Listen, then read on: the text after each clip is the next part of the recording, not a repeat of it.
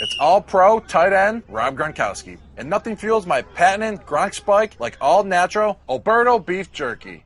Lean beef, slow-cooked, and seasoned to perfection. It's all natural and all delicious. Don't take a chance with some wimpy snack. Go with protein-packed, all-natural Alberto beef jerky. Alberto beef jerky. You get out what you put in. Refers to Alberto's all-natural line of beef jerkies. Minimally processed, no artificial ingredients. Stan, when I said just what I said about Barkley, there's an abundance of individuals within the African-American community who feel differently. Take, for example, this guy, Caron. I don't know how to pronounce his name. It's Caron, C-A-R-R-O-N. Caron J. Phillips. Writer for the New York Daily News. Listen to this column. I'll read just the first couple of graphs. I think Charles Barkley is the greatest power forward to ever play basketball.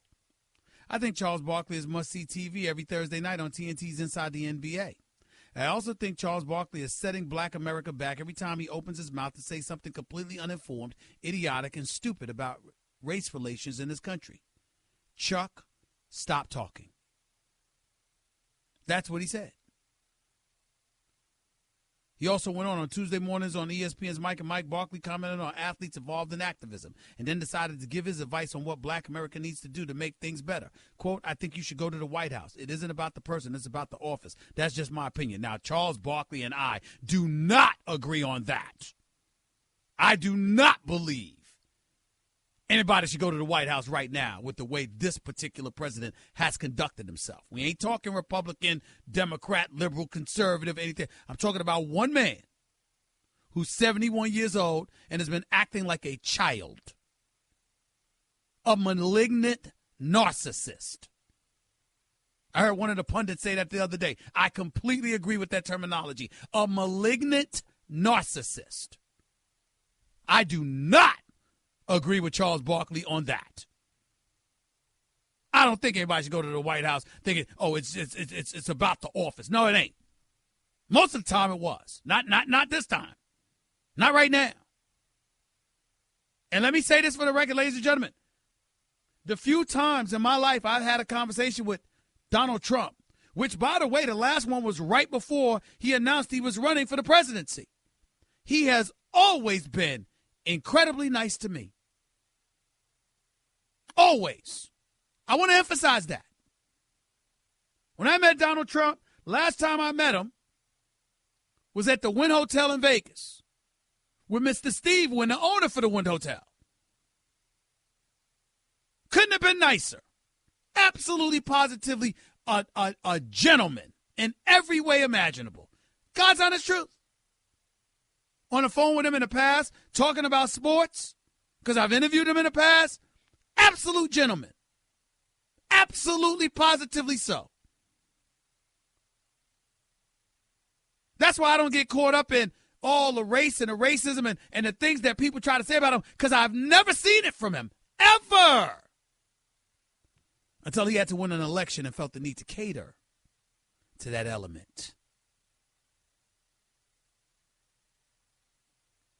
In the end, what it comes down to is you're in office. You're not running for office anymore. And the presidency demands a certain level of decorum. And that's the reason I don't agree with Mr. Robert Kraft, who I not only respect and know and have conversed with from time to time, but who I revere. I'm sorry for those that will get turned off about it. I want to state for the record, I revere Mr. Kraft. I love the man. I love his leadership. I love how he is.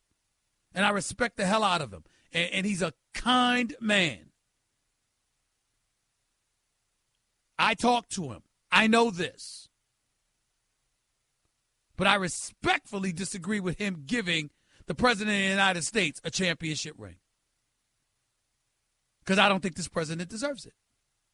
Now, he has been a friend of Mr. Kraft on a very personal level, who has been there for Mr. Kraft, and that can't be ignored. But the reason why I say that is because the President of the United States represents us all.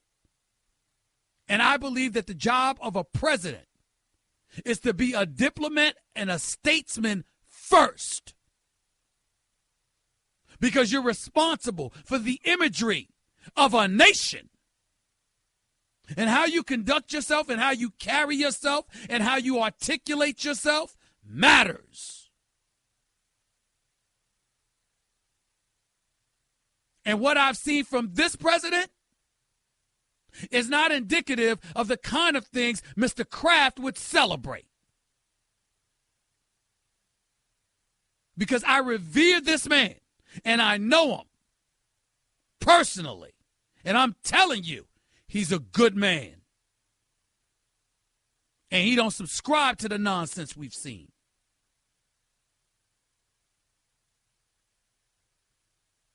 And if his friend, who happens to be the president, ever came to the Patriots conducting himself that way, Mr. Kraft would never tolerate it. Y'all keep getting caught up in Bill Belichick and Bill Belichick this and Bill Belichick that and Bill Belichick don't play and Bill Belichick's not going to accomplish this, that, or the third. Oh, no, it's Mr. Kraft. He's the one that cuts Bill Belichick's check. Belichick cashes it. He's the one that meets with players individually and establishes a standard that will not be compromised. He is the one that does that, not Bill Belichick. Bill Belichick enforces his standards. It ain't the other way around. I'm telling you what I know. I know Mr. Kraft. I know members of the Patriots, past and present. I know what they say about this man. I know how they feel about this man. And what he stands for is not consistent with the behavior of the POTUS. That's why I disagree with Charles Barkley on that point. I don't think anybody should be going to the White House to see the president right now or to celebrate anything with the president right now. Not until he learns how to act.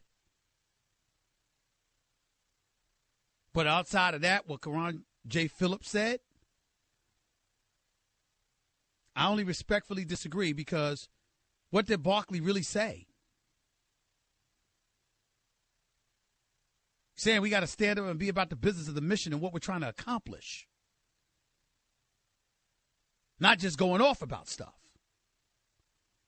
And I think it's up to educated and accomplished individuals like Mr. Phillips and others to take it to a deeper level as opposed to just lamenting the fact that somebody who may not be as informed as they are simply opened their mouth because they were asked a question. But that's just me. You're listening to Love Advice with Leanne. Caller, you're on the air. Hi, Leanne. Longtime listener, first-time caller. Why, in your professional opinion, do you never take my calls off the air? Is this Carl? Yep, it's Carl. I mean, we had a few dates. Everything was great. I thought, Well, you know, when you switch to Guy